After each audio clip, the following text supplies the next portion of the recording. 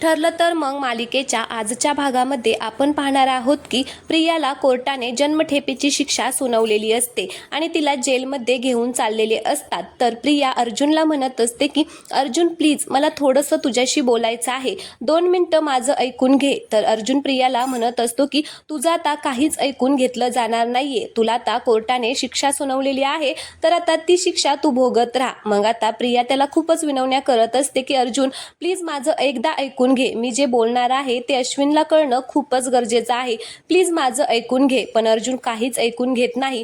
तो आणि चैतन्य आता तिथून फाईल घेऊन चाललेले असतात. प्रिया मात्र पाठीमागून ओरडत असते अर्जुन प्लीज माझं ऐक, पण अर्जुन काहीच ऐकून न घेता निघून चाललेला असतो. तेवढ्यात प्रिया पाठीमागून जोरात ओरडते की मी गरोदर आहे. आता जेव्हा प्रिया असं बोलते त्यावेळेस अर्जुन आणि चैतन्याला जबरदस्त धक्का येथे बसलेला आहे.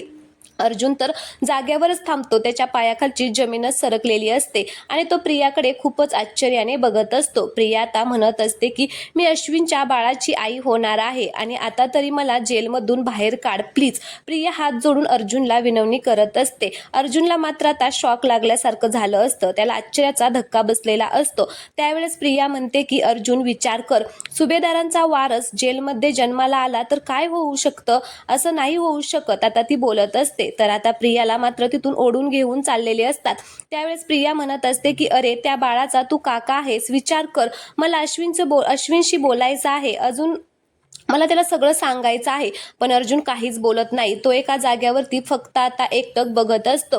तर आता तिला ओढून घेऊन जातात. प्रिया मात्र खूपच ओरडत असते प्लीज मला बाहेर काढ, मला अश्विनशी बोलायचं आहे. पण आता तिचं कोणीच ऐकून घेत नाही, तिला आता तिथून घेऊन जातात. आता अर्जुन मात्र एकदम असा खालीच बसतो, त्याला काही सुचत नाही की आता काय करायचं आणि काय नाही.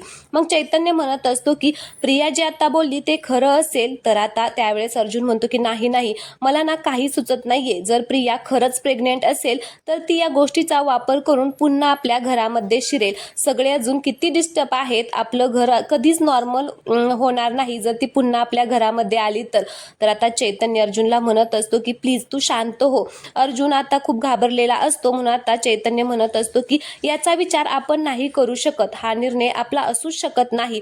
जे काय पुढे करायचं आहे प्रियाच्या बाबत ते आता अश्विनच करू शकतो, याचा निर्णय अश्विनच घेऊ शकतो. तर आता मग अर्जुन म्हणतो की तू बरोबर बोलतोय, याचा निर्णय अश्विनच घेऊ शकतो आणि तो अश्विनला फोन करतो. अश्विन मात्र इकडे आता एकटक विचार करत बसलेला असतो आणि तो सुद्धा आता खूप डिस्टर्ब असतो. तर आता अर्जुनचा फोन आल्यानंतर तो फोन उचलतो आणि म्हणत असतो की बोल ना दादा काय झालं. त्यावेळेस अर्जुन म्हणत असतो की अश्विन तू आता मला जेलच्या बाहेर येऊन भेट. तर अश्विन म्हणतो की काय झालं, तू कोर्टामध्ये केससाठी गेला होता ना. तर अर्जुन म्हणतो की ते सगळं मी तुला सांगतो, तू आता मला जेलच्या बाहेर येऊन भेट आणि घरात कोणालाही सांगू नको की तुला मी भेटायला बोलवलेलं आहे. त्यावेळेस अश्विन म्हणत असतो की अरे पण काय झाले दादा, एवढं काय झालेलं आहे सांग ना मला.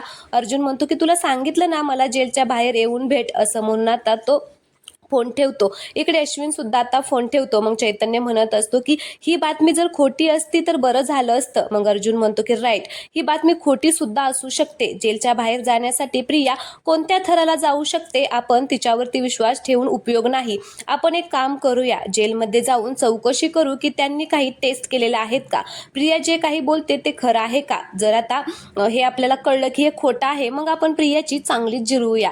तर आजचा भाग येथेच संपलेला आहे. पुढील भागामध्ये आपण पाहणार आहोत की अश्विन आणि अर्जुन सगळेजण आता जेलमध्ये गेलेले असतात प्रियाला भेटण्यासाठी. मग अश्विन म्हणत असतो की मला या बाईचं तोंड सुद्धा बघायचं नाहीये आणि मला हिच्याशी काही सुद्धा बोलायचं नाहीये. त्यावेळेस आता अश्विन तिथून निघून चाललेला असतो. मग अर्जुन म्हणत असतो की एकदा ती काय म्हणते एक. मग प्रिया म्हणत असते की तुला ज्या बाईचं तोंड बघायचं नाहीये ना, ती बाई आज तुझ्या बाळाची आई होणार आहे. मग आता अश्विनला धक्काच बसतो आणि तो प्रियाच्या जवळ जातो आणि प्रियाला म्हणत असतो की बबली लोखंडे, कशावरून हे बाळ माझंच असणार आहे, हे बाळ दुसऱ्याचं सुद्धा असू शकतं, तू कशी वागली आहे ना ते आम्हाला चांगलंच माहिती आहे. आता अश्विन सुद्धा चांगलाच भडकलेला आहे.